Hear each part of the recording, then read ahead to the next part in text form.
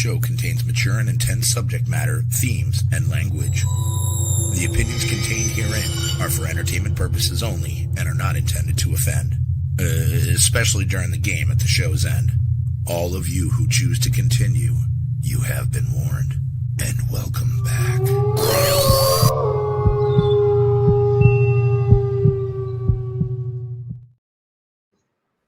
What is up, everybody? I thought we lost somebody there. Oh, really? Mum, are you unfrozen now? I'm back. I'm good now. You're good. Happy days. Happy days. Yes, what is up, everybody? How are you all doing? We are. I have to tell you, I just saw a thing that said, to be careful and you've been warned. So. The first weapon on the show. This is awesome. That's great. Yes. That's not a knife. That's not a knife. This is a knife. That's just a cheese knife. But no, what is up, everybody? We are extremely privileged to once again have Rick McCallum on with us tonight. I just want to say, Rick, thank you so much for taking time out of your day to come back on. Not just once, but the second time is amazing. So thank you so much. Well, Tom, you have to realize that I shagged a beautiful redhead out of here to hang out with you guys. That's the truth. That's true. We're even more privileged. And she already had the stick when you showed up. She was ready to go. Yeah. She had the stick. I had the. Hey, there's a kink out there for everybody, man. Someone's having a good time tonight. Whatever floats your boat. I guess so. I don't have a boat. Yeah. But if guys you don't know who Rick is, you might not know if you don't watch horror movies and stuff. But Rick you're a stunt man, you're a stunt coordinator, you're an actor, writer. You've pretty much done the works when it comes to horror or paranormal and stuff. You are well up there with some of the greatest people that have been actors, really. Mm-hmm. Yeah, but I keep a low profile, so most people don't know. I mean, like, people go, "You were in that movie? I was the monster. What are you talking about?" Yeah. You've been in over 70 movies, haven't you, over your time? 75 movies, roughly, and then probably another 20 live stream ghost hunts. A lot of stuff. Not the odd one or two or anything. Not just a quick cameo appearance or anything. I did a Clint Eastwood movie called J. Edgar, and I'm in there. If you blink, you won't catch me. Because I'm here like I machine gun a bunch of people, and that's it. I'm done. Well, that's actually a good thing I was going to ask. Actually, who is the best actor you've ever worked with on stage? The best actor? As you to work with them, who would you say is like the best one you've worked with?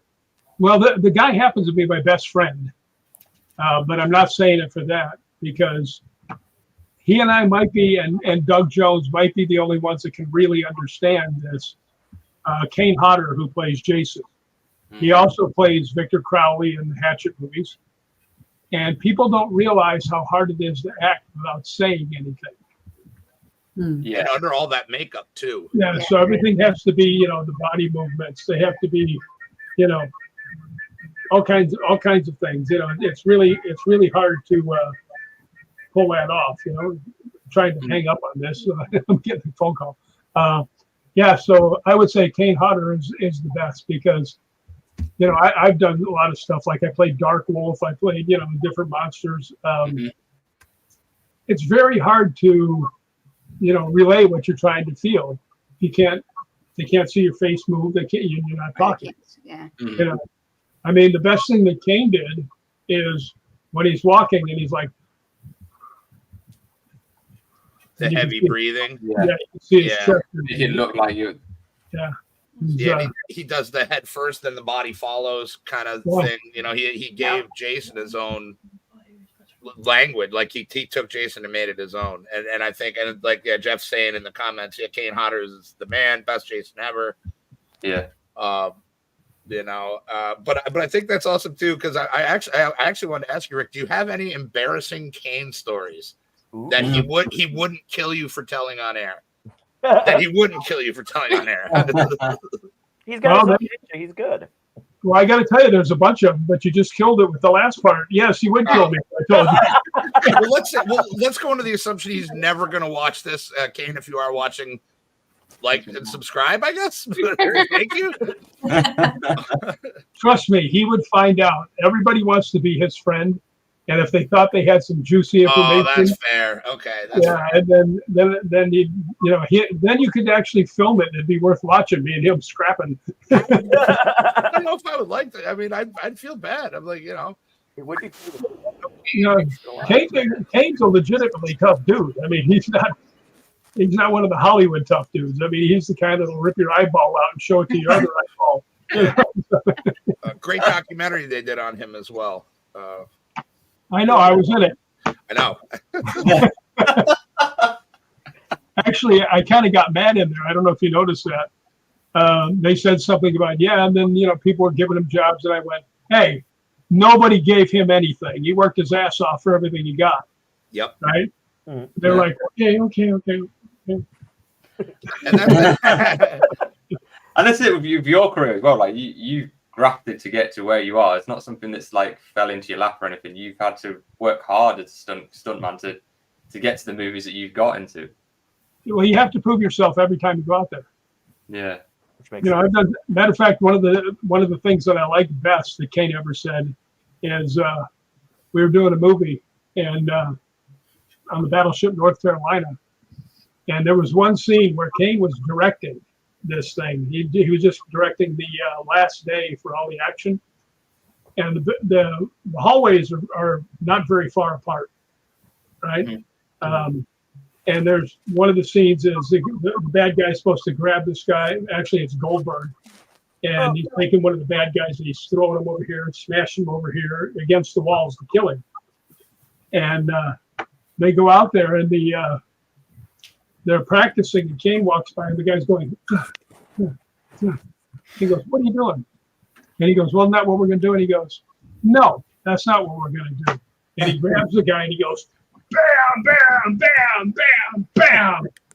That's what we're going to do. And he walked away. So then right after that, I had a thing where I get shot in the face. I spin around, fall. This arm goes into one of those great big things they use to swab the deck. Okay. Yeah. And the water all flips over and I go fall. And unfortunately, because I had my arm in here when I fell, all my weight hit in my rib cage into the steel deck, which just felt lovely. But I did it twice. And when I come back, the North Carolina and Atlanta stunt guys are sitting there and they go, "Do you guys always hit things that hard?" And Kane's walking by and he goes, "You're supposed to." That's the idea, isn't it? That's realistic. I got to tell you, Kane and I have kind of, because we're a lot alike. That's why we're friends. But if they tell you, smash into that wall and the wall's still up after we hit it, we're pissed off. It's like, let me do it again. So I bet you've had some injuries then, like being a stuntman. I bet you've got injured hundreds of times. Well, you know what? It's okay to get hurt. Yeah. But you don't want to get injured. Yeah. Now, I've been hurt a lot. Like many times, you get it really, like when I fell on my rib cage, that hurt probably for 2 to 3 months. Because I did it twice and there was nothing to do but take the fall. But yeah, I mean, you just, getting hurt is okay. Getting injured is not. I mean, we did a movie called Dark Wolf. Mm-hmm. Which was a werewolf movie. Kane was the human part. I was the wolf part. Of course, he was the one that he got to be out of the costume. Yeah. They stuck you in the hot one. And dirty rat, just because you're famous, you get the good spot. Anyway, there's a scene in there where I come running out and jump on the hood of a car. Car goes taking off backwards, going about 20, maybe a little faster. And it does this, when it's zipping along, and then it spins real quick and just launches me into these 55-gallon drums. The oil drums? Yeah. And they are too thick, like too deep, and two on top of each other. So 2 giant rows. And I go flying off of there. And when he snaps the car around, it makes me go even faster. And I go in head first and shoulder first, and I hit these barrels. And I go flying in, and the barrels all fly around like bowling pins. And I'm trying to figure out where I am. And they go, bam, and they knock me this way. And I'm trying to figure out how I'm going to land. And boom, they're knocking me this way. One of them comes up, and the edge of the barrel goes whap and hits me in the ear. Right. And I'm like, blah, blah, blah, blah. Right. And then finally, the last one hits me. And here's the best way to show you. I've got my bottle here, or my cup here. Great, I got flipped over in the air, and this is the top of the barrel. And my lower back went boom right on the floor and flipped me up in the air onto my face out on the ground. And they didn't want to see because they were going to have the car go flying by, and they didn't want to know where the wolf went. So as soon as I hit the ground, I rolled out a camera, and I'm laying there, and I'm like, okay, that hurt. And I'm laying there on the ground, and another one of my best friends, Richard Friedman, was the director. And everybody, first off, one thing I got to tell you, when you go out to do a stunt and all the crew and all the actors come out to watch, they think you're going to get hurt. You know, they want to be there when the big smashola comes along. Yeah. There's a girl named Andrea Bogart who was one of the leads, and I'm coming out in my werewolf suit, and I'm getting ready to get on the car, and she goes, "Oh, Rick, I'm so scared. Are you going to get hurt?" And I went, "Yeah." Already there. Goes, "How bad?" And I jumped up on the hood, and I turned around, and I said to her, "I'll let you know in a minute." But I mean, that thing knocked the hell out of me. I got hit from every barrel, landed.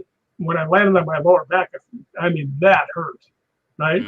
You know, can you imagine going, you know, boom, and then flying off that? But anyway, my back can't. Yeah.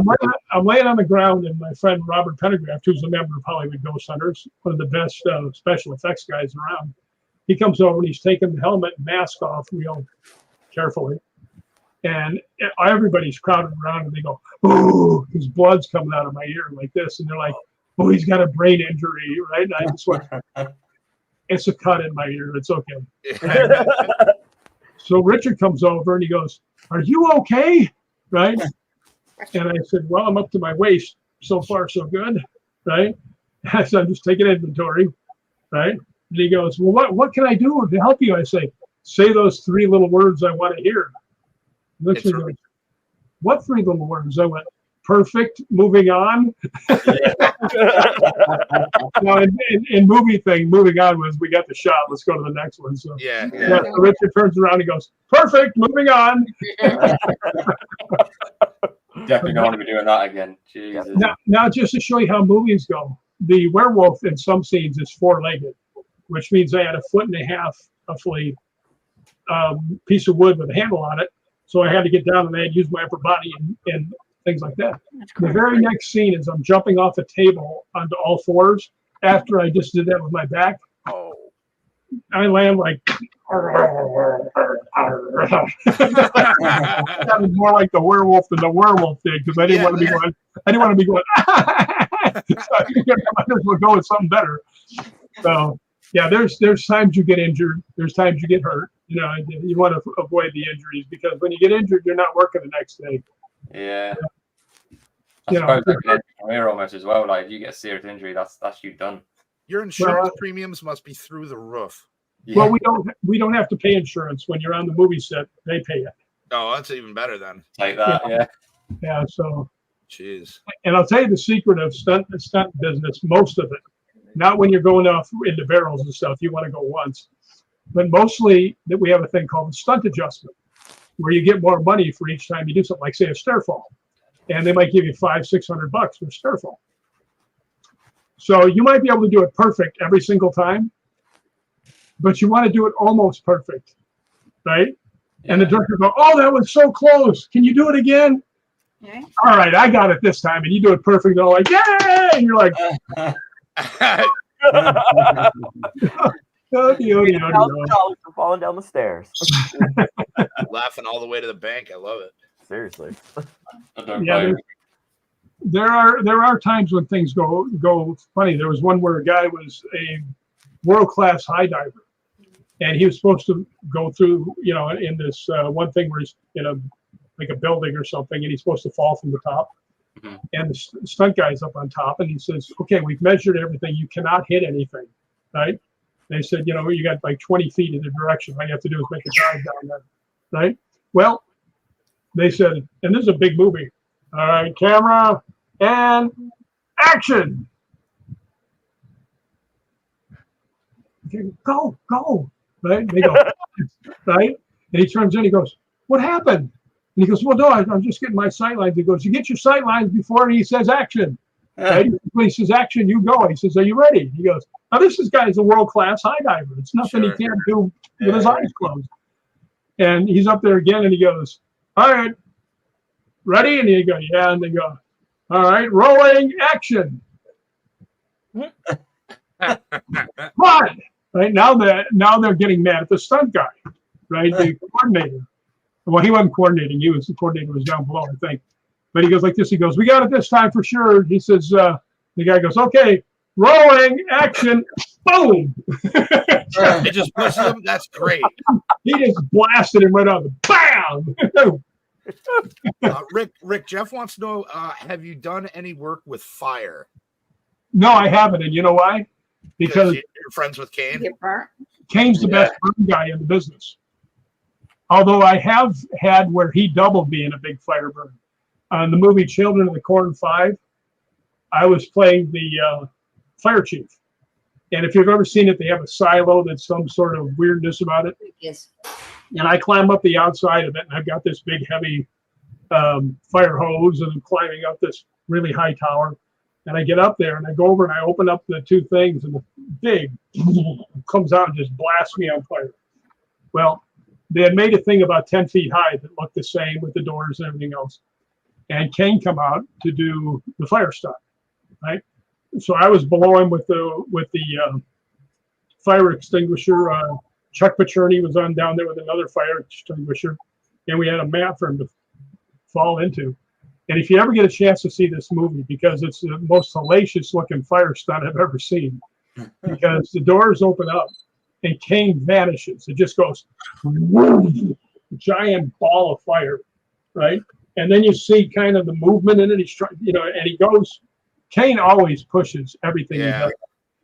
Kane is not like Kane and Tina Turner are exactly alike, right? Sorry, that's Mama's dog. Gizzy. Hi, puppy. But anyway, Kane's like Tina Turner. He doesn't do anything nice and easy, right? So he's really milking it to make it look good. And then he comes over, and I'm underneath there with the thing. I'm following him along, making sure he doesn't fall off. And finally goes over and he falls, and we're all over him. We put him out. But he doesn't do anything nice and easy. And when it comes to fire, why come to me when you can go to him? Yeah, that's true. And like Jeff points out, Kane can also vomit on command. Oh, he can. I've seen it many a time. More times. You're like, oh yeah, that's parlor tricks for him. And Jeff, that's not a parlor trick. You can sit there and just walk through and say, you can throw up on command, and you go, blah.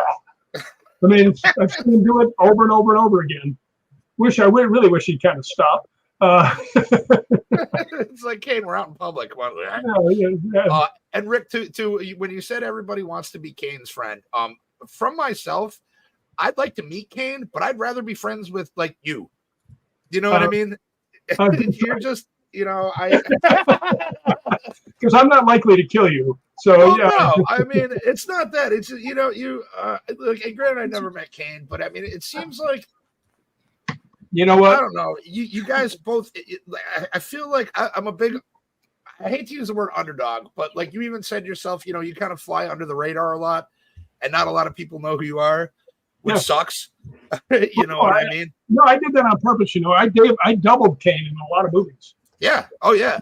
And I never told anybody. Right? Because I think, matter of fact, somebody once said, "Yeah, and you played the Victor Crowley character." I said, "No, I didn't." No, you didn't. You got your nuts hung from the tree. Well, no, I'm in it in like 4 different places as Victor Crowley. Right? Oh, are you really? Yeah. Matter of fact, the very first scene that you see is, remember, Kane's chopping through the thing and hits Victor in the face. He can't be on both sides of the door, my friend.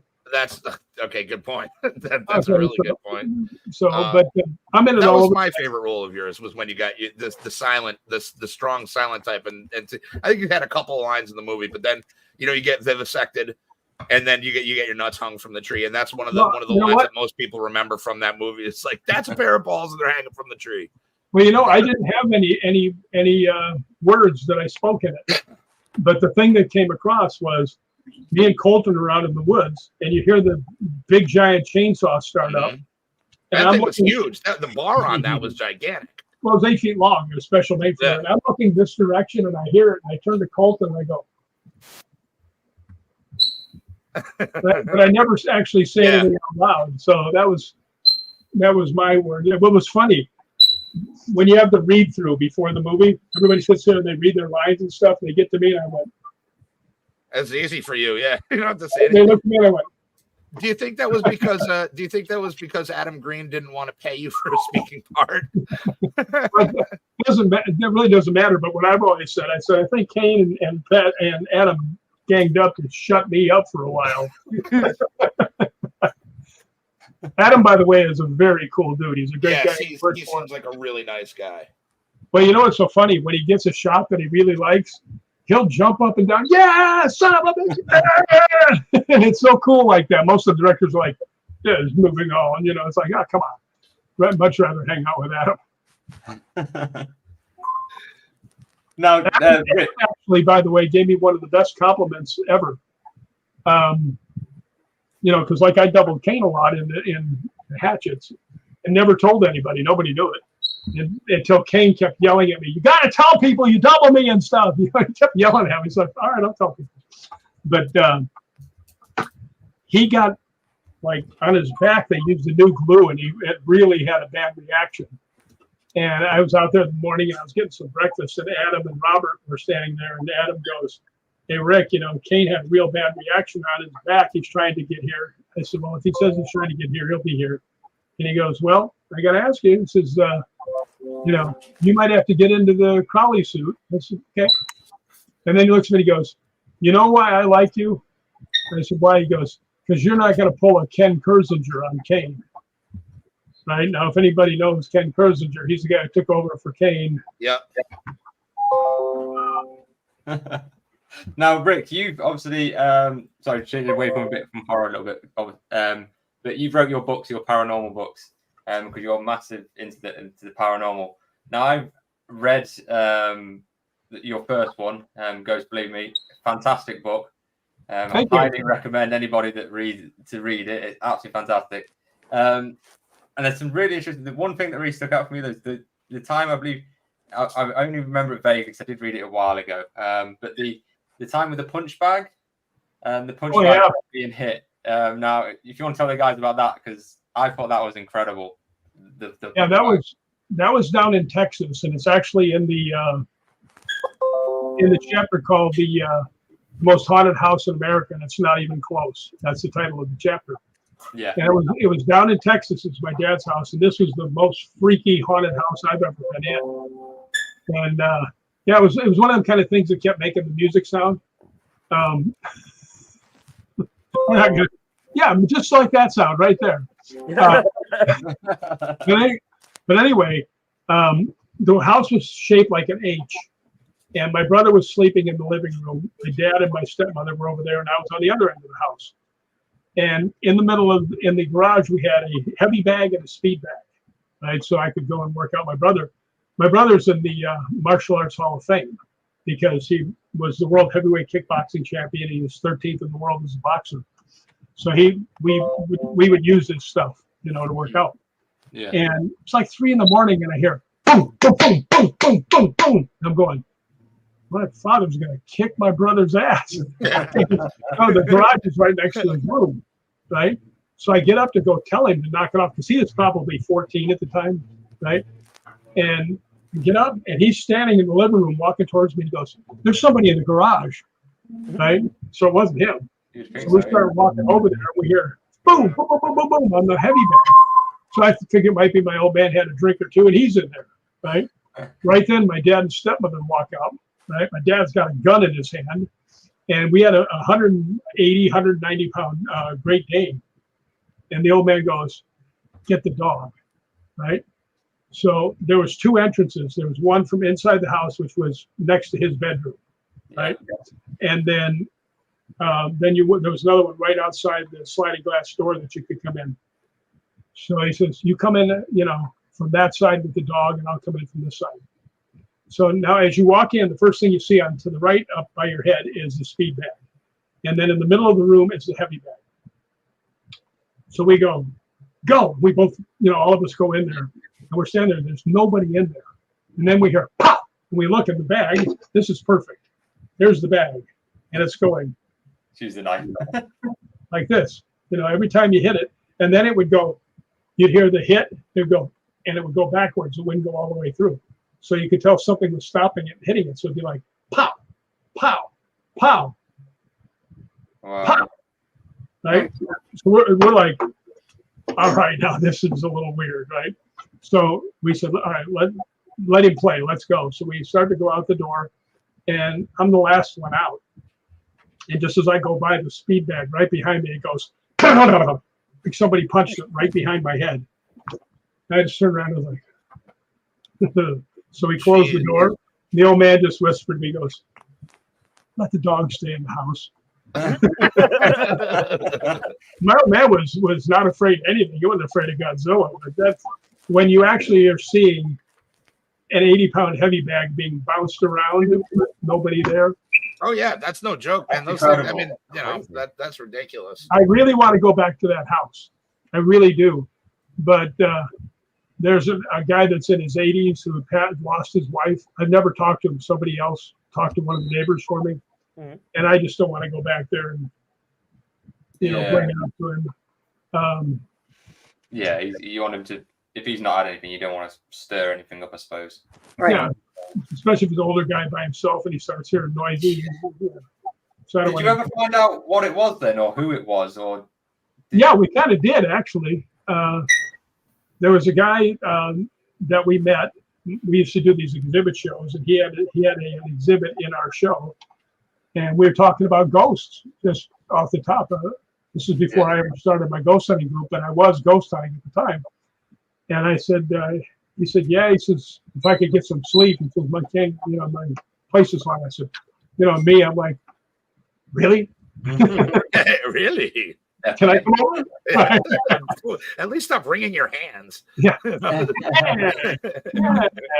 go. Yeah. But anyway, so, he starts telling me the story.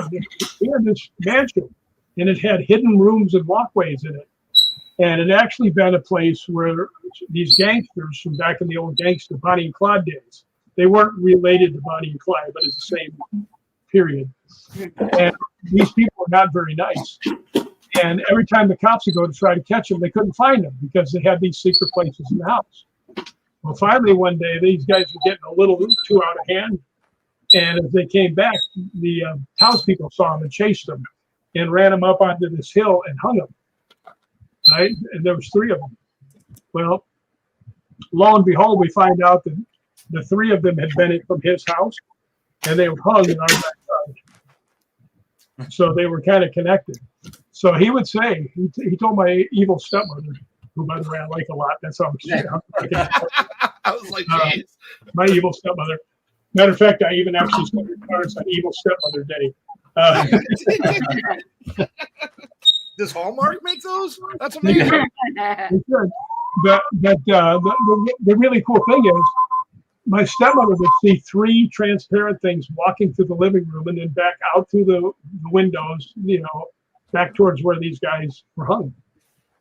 And we told him about that, and he says, well, I see the 3 of them leaving my place. I said, call us when they leave. So he called, and we're sitting there, and he goes, yeah, they're leaving. Here they come to the living room.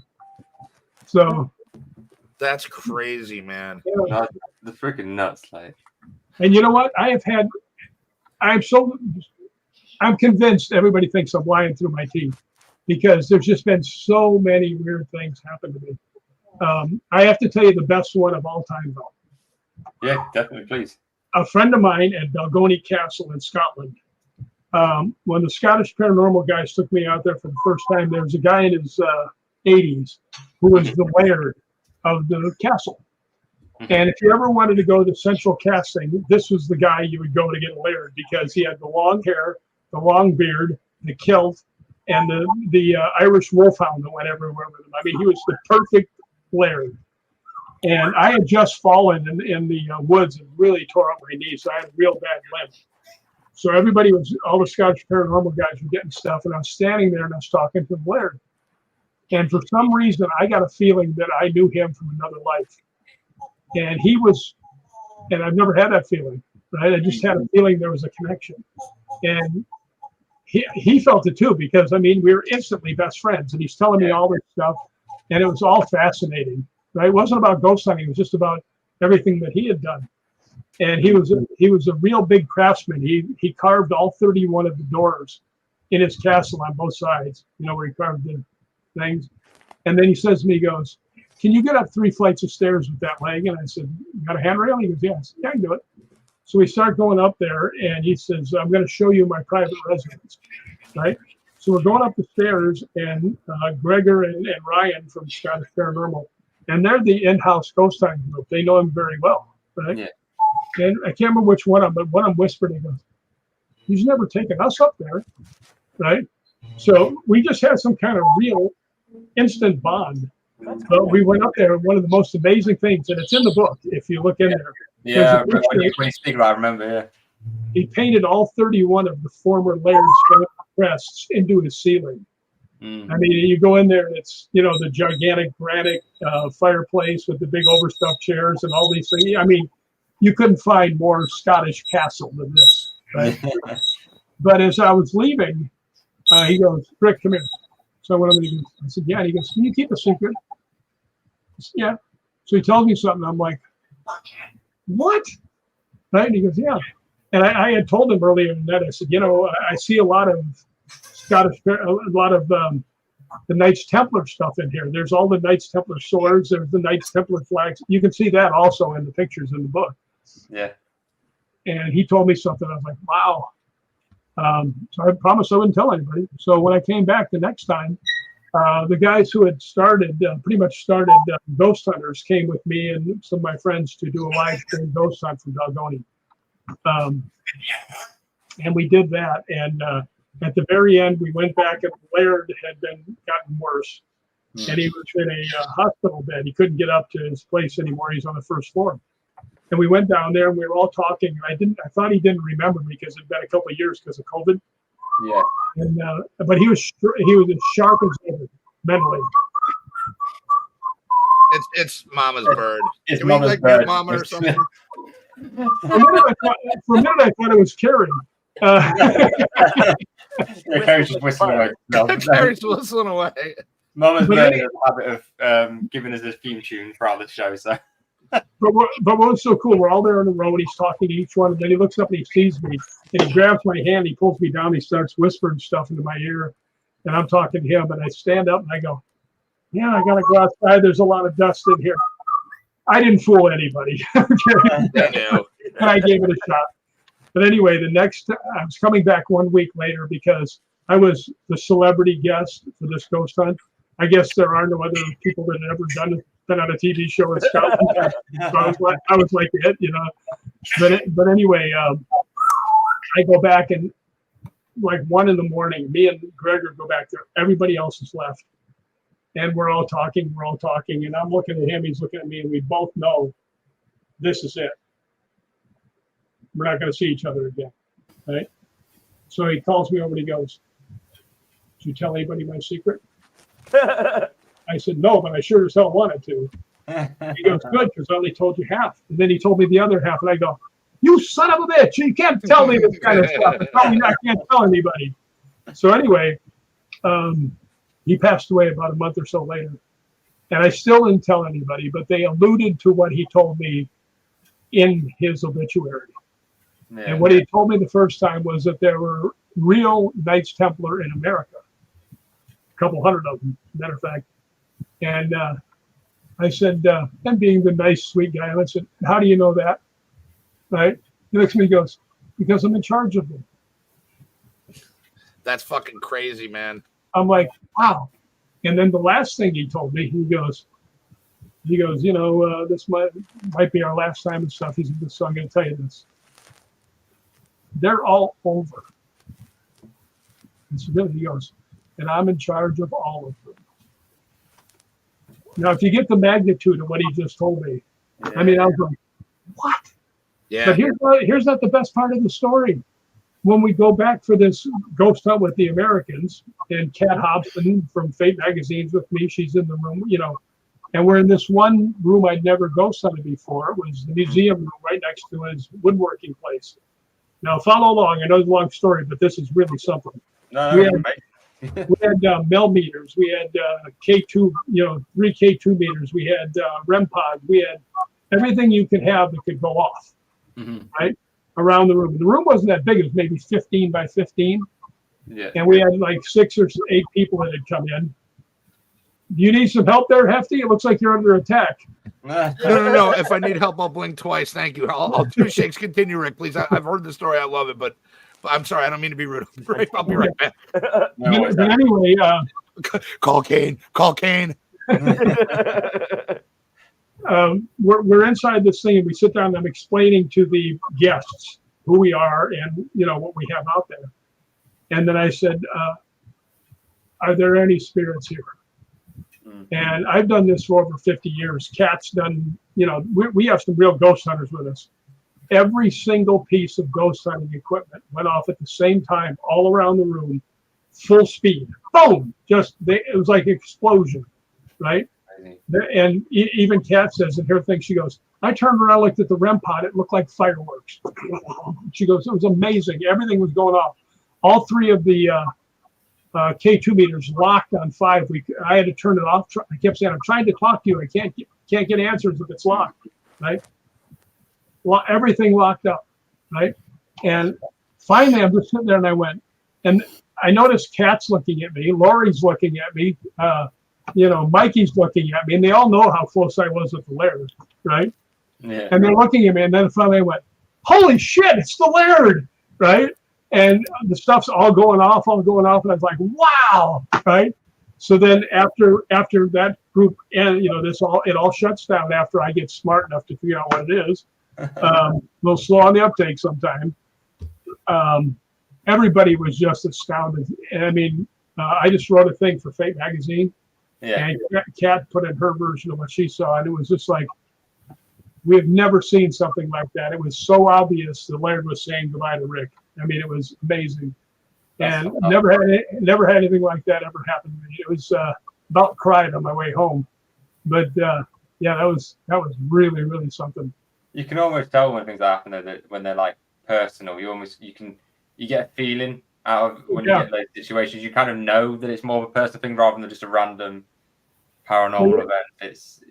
Well, the interesting thing too was we had 3 more groups because each group came in for 45 minutes. Yeah. Nothing went off the other 3 times. So, I mean, it was, we got a couple little K2 stuff, general stuff you might get in a castle.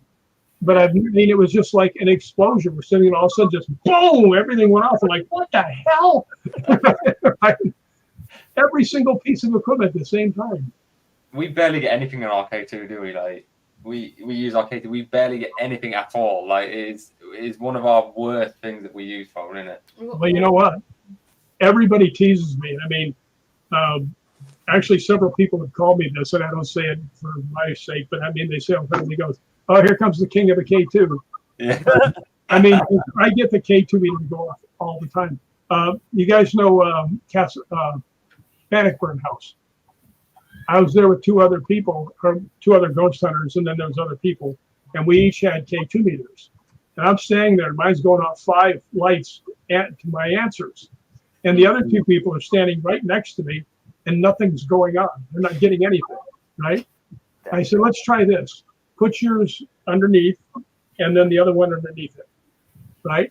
And they did, and I went over mine. I said, all right, let's show off a little bit. Light them all up. And all 3 of them went 5 lights, and these people just went. Rick, forget. I was like, why wasn't somebody filming this? Did you tell the story yet about when you rested? Forgive me, because I was gone for a minute. I don't know if did you tell the story for when you rested on that one particular grave? Oh God, no, I hadn't. But it was the very next night after the Algoni thing. We had gone to Inverness, not Inverary, Inverness, And we've been walking all day. Now I need 2 knee replacements. Okay, and I've walked 9 miles so far that day, and my knees were killing me, right? Yeah, I bet. And I had been all through this cemetery we're in, this graveyard, and not a blip on the K2, not even a single little dink, right? So I walked over and I'm looking for a chair or a rock or, you know, a bench or something to sit down on. I mean, I just can't walk any farther. And I looked down, I happened to be standing next to a tombstone that is built like a bench, right? And I can't go any farther, and I'm going to go, right? So I just looked down, I said, I mean, no disrespect, but I can't walk any farther, right? I said, I just need to sit down for a minute or something. I sit down, and there was a girl with me who I didn't know. She was with the other group. I sit down, and instantly, all 5 lights. Instantly, the instant I touched the thing. So I said, did you just tell me to get off? Bam, 5 lights again. And I said, I meant no disrespect. I said, my knee's real sore. Do you mind if I sit here for like 30 seconds? And it goes like 3 lights and just glimmers for a couple seconds. So I sit there for like 15 seconds and bam, 5 lights again. I said, are you telling me to get off? Bam, 5 lights. I said, if you do it again right now, I'll get up. Bam. Okay. I'm out. Come on, we got some. That's one of my favorite stories. I love that. The girl was just looking like going, holy crap. And I was like, I have never had anything that was so obviously the person in the grave. Yeah. Telling me to get my fat ass off his gravestone. And if I go back there, I will try and talk to him again, but I won't sit on his gravestone. You don't, yeah. He might be like, "Oh, I'm sorry, I didn't recognize you, Rick. I didn't know you were Hollywood Ghost Hunters, Rick." Yeah. Like, wait, weren't you in Hatchet? I was in all 4 Hatchets, believe it or not. I know you are. A lot of people don't know that.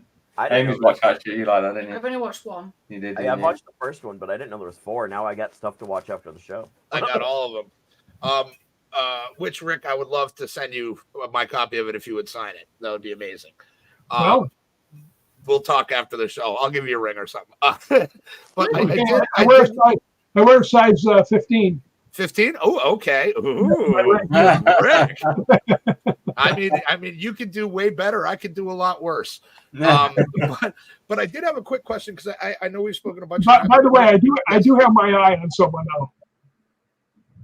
We just talked about this, Rick. I know we're a thing now. I think you might get the hint. Oh, yes. The curtains. You know the curtains? Well, I hope you have. Seems a little maybe a girl with a stick. Yeah. Oh, Rick, you dog. Oh, yeah. I did want to ask, because I've been wondering about this since the game came out. I was a huge fan of Friday the 13th, the video game. I played it, from when we melted the servers for day 1. And I know you stunt coordinated that. Was there a huge difference between doing it on the screen and doing it for like the video game purposes with the motion capture technology? Was it a little bit easier? Because you could get away with more stuff that you would have a lot of problems doing with on like a practical movie set, as opposed to, they were all very talented stuntmen and women that were on it. But you could, I think you had a certain level of protection more than you would on a movie set where like you had the mats, but the mats would be replaced with the ground or like trees and stuff later and like weapons. What was it? Was it more difficult? Was it easier? It was actually easier for the game. And one of the reasons is when you're doing actual fight scenes, you have to make sure that the angle is right or it doesn't read as a hit, right? So, getting the angle just right in the where you want the punch to go just right, that's the hard part. Well, when you have 100 cameras in the ceiling, you always have a hit somewhere of all those cameras. Yeah. Right. So that makes it really much easier. There was one part, which I'll just give you the idea, where Kane picks somebody up and just hammers the girl's head into the ground. Mm-hmm. And they said, "How are we going to do that?" I said, "That's pretty easy." And the experts with this stuff. And I just looked over and said, "I don't have the balls on. You're not going to see me, are you?" And the computer said, "No." So they said, okay, action. So Kane grabs her by one side, I grab her from the other, right? Now we put the crash pads out so that they were here, so her shoulders would hit the crash pads and her head could go in between the two, That's right? so cool. And I was there to hold her so she didn't go too deep, right? So Kane lifts her up, we go, and her head goes into the ground, right? That's so awesome. That's Yeah, the fact is, when you can go in, you can actually pick up the actor and stuff. You know, my favorite kill in that was there was a scene, most of the kills were, from the original movies. Yeah. And I can't remember the guy's name. The guy who set them all up, Tom Savini. Tom Savini. Tom, Yeah. Tom Savini had set up some remarkable stuff. Yeah. But they needed more things, right? Yep. And there was one scene where the guy's on the ground, and they said, well, how do we get this guy up, because we want to cut his head off, and he's laying flat. And he says, it'll just look stupid if we just go over and chop his head off.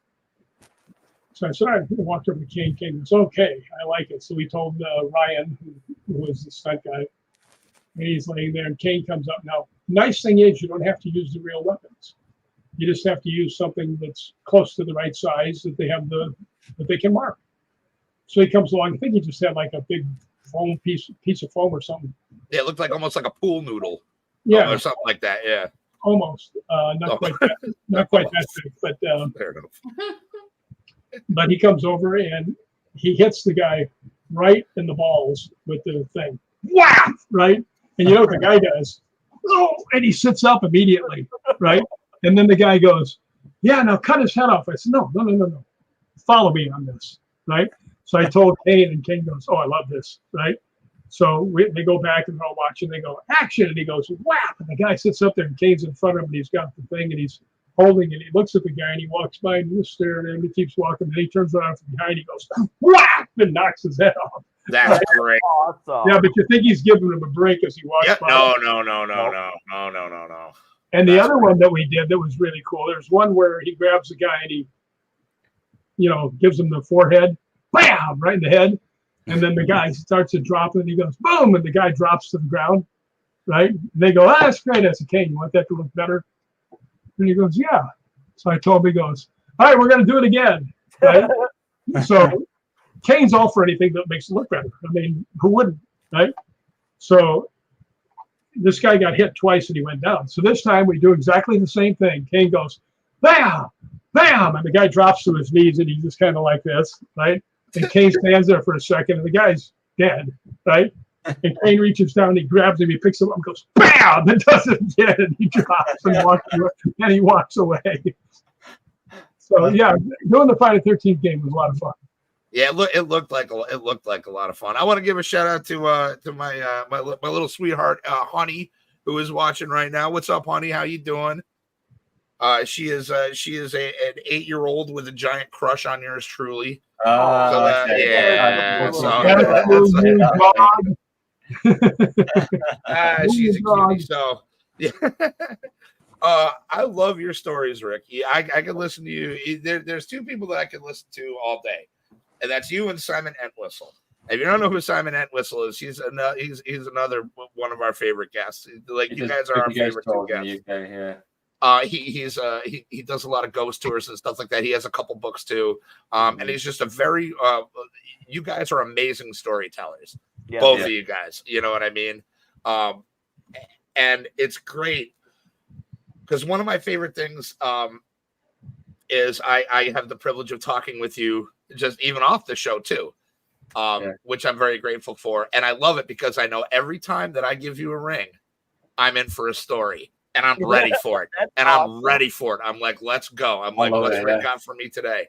I mean, I only have about 500 of them. Well, Marty had a good point when he said earlier about, and he said, I think it's your energy that draws spirits to engage with you.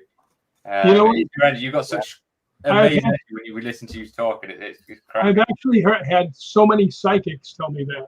Who Jeff's got to go. That be with me, and they say, and I tell them, I explain something to them, and I don't try to be the big mentor of ghost hunting, but I've been around a long time. Yeah, and I've learned some stuff, and babies and dogs will come to you. They read your energy. Yeah. ghosts are the same. If you have that, sure, come, come to me. They do. Is this true, Carrie? Does Rick have good energy? You're good with this. This is kind of like your wheelhouse. Does Rick have good energy? Well, that's very true. That's very true. Yeah, what Rick's saying. Yeah, so it's pretty cool. But I do think that they can, like, people can read auras. I think ghosts can also read auras. And if you have a like energy, something similar to them, or something they see that's not threatening, then they actually come to you. And I've had people see like the K2 meter just going crazy and answering me, and they go, "How do you do that?" I said, "I don't. They do." That's fair. Yeah. Jeff wants to know, and look at this, Mr. Rick. Look at that, Mr. Rick. Mr. Rick. What was the most scary stunt you've done? Anything that made you rethink doing it? Well, if they were going to tell me to do it again, I'd say stick it in your ear. We were doing a movie called Project Metal Beast, and I was doubling Barry Bostwick, and Kane was the stunt coordinator, and he was also the metal werewolf. Right? That's cool. And the scene was, Barry Bostwick is the one who created this metal werewolf, and it turns on him, and he's talking to it, and then the werewolf goes whap and hits him, and he just goes flying. So Kane tells me, he goes, "All right, what are we going to do?" Right? Because when you're going to do something like that, a lot of times the stunt coordinator will ask you what you can do, before saying, "Can you do a triple flip and a face plant into this?" But I said, "Yeah, I got an idea." He says, "What's that?" I said, "I brought the mini tramp with me. I'm going to put it back about 12 feet. I said, I'm going to run at a full sprint, go up in the air, upside down. And there was this huge metal door, because it was actually an industrial door, one of those slide down doors. Yeah. And I had run and hit it with my shoulder, and it kicked me back about 4 feet. So I said, well, if I hit this door real hard, it's going to kick me back, and I can land on my elbows and knees, and then, I'll be fine. Right? So, because we do wear like rollerblading pads underneath that. Yeah. And so Kane's talking to these two kids, and he says, "Wait a minute, what are you going to land in?" So they're going to land on the ground. He goes, "You're going to go all the way back there. You're going to run as fast as you can. Go up in the air. You're probably going to be at least 10 feet in the air." And I said, "Yeah." Right? He says, "You're going to hit a metal door, and you're going to land on the concrete." He said, "You don't want to land in boxes or anything, because I hate boxes." I said, "I know." I said, "I'm going to land on the ground."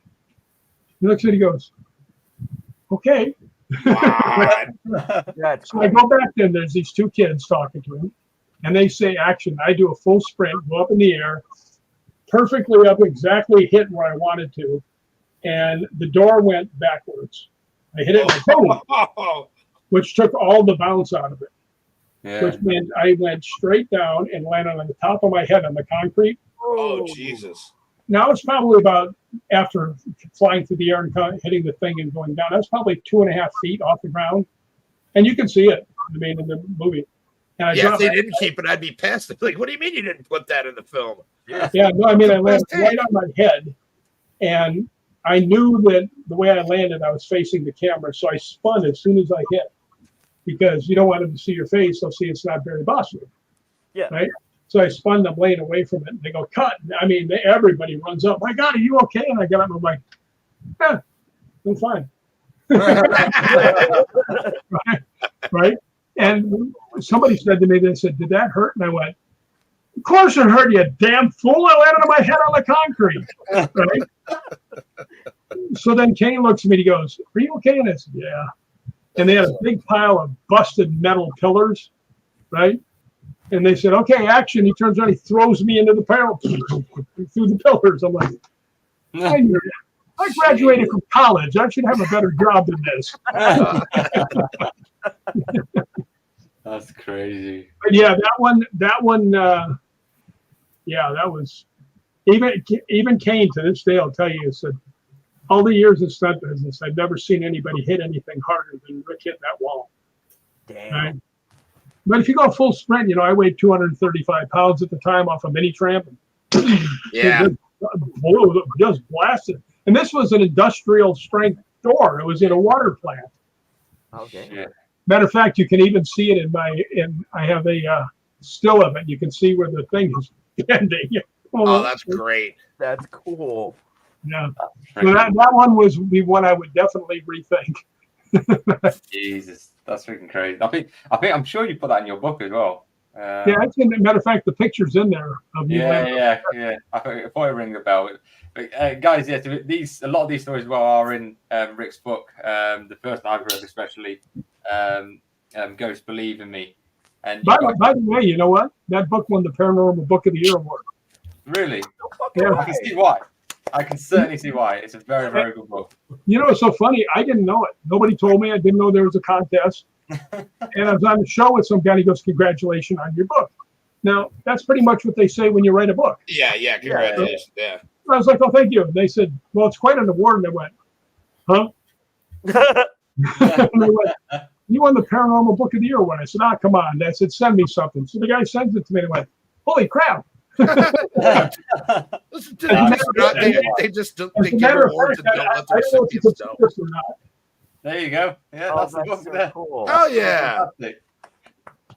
He's, That's how, if guys he's promoting himself. Advertising. Should. you guys can see even better for you. There you Yeah, go. actually, number 2 is pretty good. This actually right here. By the way, if anybody's interested in ghost hunting in Ireland, I have a tour that's coming up in September next year. Ooh. And we're going to go to Lep Castle. We're going to go to the Hellfire Club, which that was right there. We're going to go to all these different places. And if you guys live somewhere close by, you don't have to pay all the airfare and stuff. So Yeah, I'm totally close to Ireland. Yeah, I could. Capital region, New York, Ireland. oh, you're from New York. Fly over there. Dude. If we can get there, Rick, All I hear is Hollywood Ghost Hunters is ponying up the dough to send the That's stream what I ghost heard. hunting in Ireland. Well, You better tell RA and Kane. yeah. I can't get them to go to the ice cream parlor with me, much less get them. That's a shame. That's a shame. Shame on you, You Kane. need to kick their ass. Well, both of them would come to a street fight to help me out, but actually ask them to come over for dinner or something. Forget it. That's good. Well, I think we're closer to RA than you are. Yeah, RA's in Pennsylvania. Yeah. It's a shame. It's a I shame. have him on the cover of one of my Fangorias too. Do you? Yeah, well, it's the one from when Texas 3 came out, and he's on it, and they did a whole. It's on the cover, and they did a whole few page expose or whatever report on it. Expose. Well, I do have to tell you though that I think it's the only time in horror movie history is when they pulled off the Leatherface mask and they saw RAs and went, "Oh, put it back down." Yeah, put it back on. Well, it's funny. Like I said, a friend of the family knows. Well, it was my brother Jeff's friend Molly back in the day, back when my brother was in the army and he was traveling around a lot. Her family was real good friends with RA, and I used to have a picture with RA with this girl Molly that my brother had given me, which is how I knew his real name. And I was like, "Oh, that's crazy." But he seemed like a very, very nice guy, and I've seen him in interviews since, and he was in Hatchet as well. So I guess that's funny. All 3 of the Hollywood Ghost Hunters were in at least a couple of the Hatchets, which is neat. Actually, you know what's even funnier? Oh, Jeff still has that photo. Can you send that to me? Take a No, picture listen. and send that to me. Listen to this. Kane is in Hollywood Ghost Hunters. Myself. Adam Green is a member. Adam's a member? Adam's a member. Danielle Harris is a member. Robert Pendergraft is a member. Oh man, so you all were. That's so cool. I can't remember the guy's name now. The guy that got torn out of the boat, had his face torn off. Not Josh. What's this? Oh God, this is gonna drive me nuts. I'm getting old. This guy's a good friend of mine too. I can't think of his name. I'm embarrassed as a horror fan, to be honest. But he's a member. By the way, when he got thrown out of the boat, Yeah, wasn't him. that was you. Yeah, there we go. But he was a member. So we had 7 or 8 members of Hollywood Ghost Hunters on the Hatchet things. So Unfortunately, we haven't had a chance to go ghost hunting together for a long time. That's one of the reasons I go to Scotland all the time. I mean, none of us live in the same states anymore. Yeah. Like Robert's in Texas. I mean, it's everybody as you get older, you spread out a little. Yeah. Hopefully, you guys have got to get back together again soon and get some ghost hunting again. That'll be good. If you ever do, and you guys want to come on the show, just saying. Get you all on. That'd be fantastic. No. That would be I'll amazing. tell you the group that I go on with all the time, because I am a member of them, is Scottish Paranormal. That's cool. That's true. That's true. So I'll have to reach out to them, see if they want to come on some point. But we will, because we've come to our hour, but we will normally at this point in the show, at the end of the show, we normally do bless you. Bless right? you. We normally have Amy sneezing. No, we normally do like questions off the internet and all this, or a game. But I thought we'll do some quick questions, some quick fire questions we could ask you, seeing as it's our opportunity to ask you things while you're on. So I've wrote. Oh, you're most. So we've wrote down some questions here. Or I have, and Amy's put one on the end that I need to read. Ask you. No. Yes, put the knife down, Rick, please. Yeah. Put the knife down. Questions for you to I don't want to say that I like to be prepared. Jeez. Jesus, Rick, you expecting trouble? You never know. He's in California. Crazy. Yeah, that is true. That is true, JJ. Flick knife and everything. He's got one everywhere. I love it. He's well prepared. I don't have one. I can't. Well, I have. Wow. Goldberg. Does that help? I got Goldberg. I had a knife, but that's JJ just took it. I did a movie with Goldberg, by the way. Yes, we were talking about which is funny because Yeah. JJ's a huge wrestling guy. I am a huge wrestling guy. And he's one of the nicest guys there is. Tyler Maine was in that movie too. He's a wrestler. Yep. He was Glacier in WCW, if I'm not mistaken. There we go. Now we've got some hatchets going. We're ready to go. I don't have It's any a weapon show, this is. Now I need to get So we've got some quick fire questions just to I win. Rick. Jesus. All right, you win, Rick. I think You win. Right, Rick. I think You win. Except for one thing. It's not a real gun. I got one of those. It's a prop Yeah, gun. Nolan's got loads of guns. Is it really? Yeah. You shouldn't have said that on air. No, it's a prop gun. It's not real. Maybe Yes. that's what Oh, you right, want right, them to right. think it's Yes. not real. You're right. Prop guns. Right. Yeah, that's it. It's not real. Gotcha. What's your questions? All right, yeah. So we'll get. All right, we're getting there. these are just Sorry, quick Karen. fire questions that we'll do to end the show. What we got here? So My one. we'll do your one first. So I'll do Amy's question first. Amy says, "What's the most you've ever been paid for one movie?" It's a personal question. As a more, don't have to be exact or just like No, I want exact. I want the whole thing. you want exact. I think it's probably about $11. I wouldn't be surprised. No, it's hard to say because sometimes you're on a lot longer, sometimes you're on shorter. If you do a lot of stunts, you get more money. The movie that I actually made the most money on was because of all of overtime and stuff. They were trying to do something that couldn't be done. I was the only stuntman on the set for, when you go in, they have things called forced call. Okay, Mhm. That means if they don't give you 8 hours to go home and go to bed, they have to pay you another day's pay on top of that. Shit. Okay, so I came in and I was on a forced call. This was on Naked Gun 33 1/3, Mhm. and I came in on a forced call. And when I got there, they were filming everything else, and I was sitting in the back with all the food. There was nobody else back there. They were doing all pickup shots, so I'm back there. And there's this one pretty girl that's in charge of bringing me stuff and making me feel like a king, fanning me, giving me grapes and stuff. And I'm like, oh, this is terrible. But what happens is when they get to overtime and stunt adjustment, they add in your stunt adjustment, your 2 days pay, and then that's how your overtime comes. See, instead of being normal time, it would be because you've actually been there, to where you would normally be getting like $75, $80 an hour. You're now getting like $225 to $300 an hour. Jeez. Wow. Is that a lot? Wow. That's a lot. Yeah. Yeah. See, we're in the wrong gig here, guys. Well, We're in then the it- I wrong was just gig. thinking I should have been a stunt double. I love to fall off of stuff and jump off of things. But That listen was to this. perfect for me. If you're there longer again, then they have what's called golden time, which just is ridiculous on top of that. And I was there working 2 days, and I think that with the golden times and all that stuff, and adding in, the Forced time.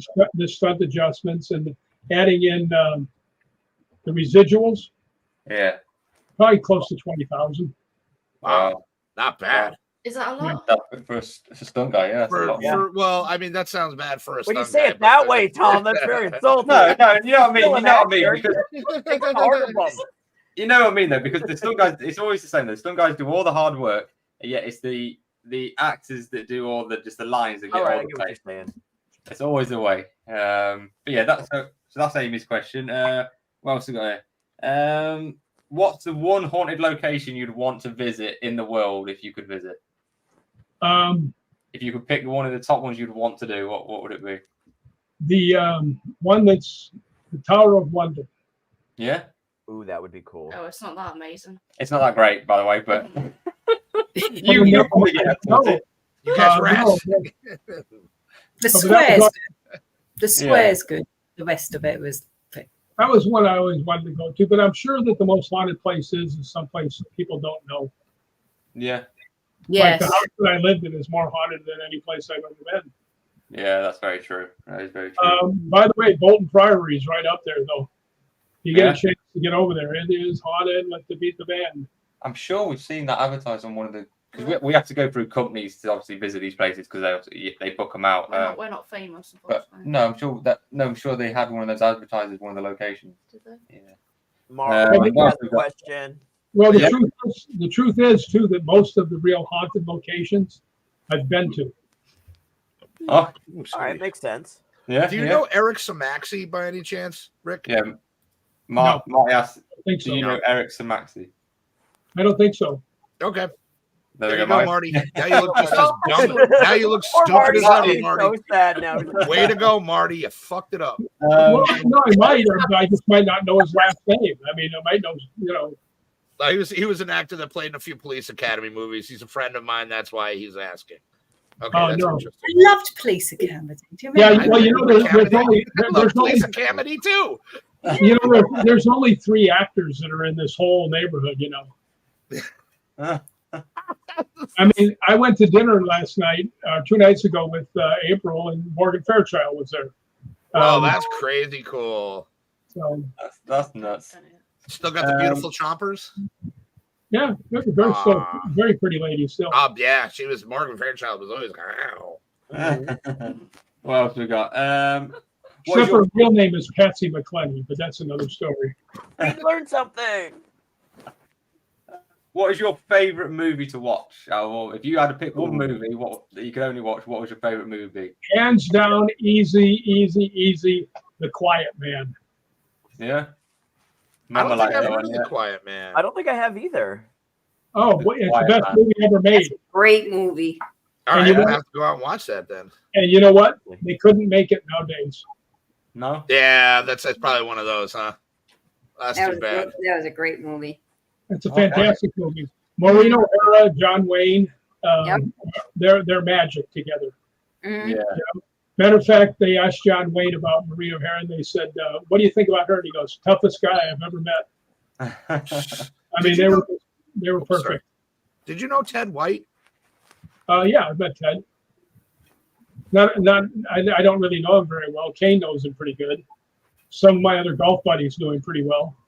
That's crazy. But I had- Because I he had doubled met him. for Wayne in a lot of movies. Yeah. What else do we got here? Okay, so when we do a lot of shows, UK versus America. Okay, we always do this Don't do between. it, Tom. Don't No, do I'm not. No, no. It's not that. Do it. It's not that. But if you could pick between the UK and the USA, which would you say would be the better country? You say obviously. I know you're obviously going to be biased because you're. But well, no, if you could pick between It's Scotland, shit. if you could pick between Scotland and America, which one would it be? Scotland probably. It'd have to be a tie. Yeah. Really? Fair enough. Big ties. No, Scotland has so many wonderful things about it, and the most wonderful thing about it is the people. Yeah. It really Unless is. you're British, and then they hate the British. So. And, Yeah, and us, we've got so much stuff going on that it's hard to beat this country. I mean, we've got 350 million people. Yeah. That is Who's true. your favorite co-host on the show? Hefty. Yeah! Oh. Hell yeah! That You're is the That's best. right. Your check's in the mail, Rick. Thanks, buddy. Well, I mean, it would be real easy. It would be Carrie, Amy, Mama, and then the rest of you bums. Yes, for the rest of the bums. Hooray. The bums, we're here for the bums. I'm included in something. Hooray. Yeah. Yeah, I'm one of the bums. Yeah. Hey, hooray. Exactly. I'm down. Like, shit, I'll be a bum. All right. Unfortunately, that is all we've got time for tonight. We could talk to you all night, Rick. Your Seriously, stories this was are wild. amazing. Thank you. Well, you guys know me. I can turn hello into a mini series. No, it's fantastic. And I just want to say once again, thank you so much for taking time out of your day to come back onto our Yes, little thank show. you, Rick. That was Hey, awesome. anytime, and be nice to my buddy Hefty. Oh, we love everything. No, Rick, we you're sure all will right, try. bud. We love our hefty. Hey, Thanks, when I Rick. come there, I want to go somewhere with guys. Hell yeah. Carrie, can I ask you a question before I go? Me? Yes. No, the other Yes.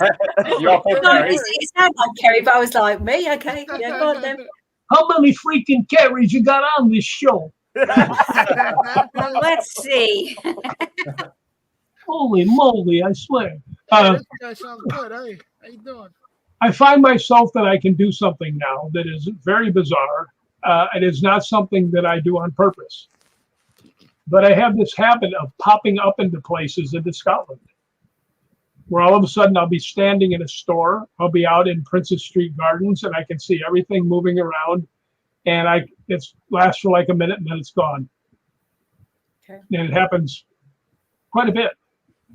Like a past life. So you are physically popping up in these places.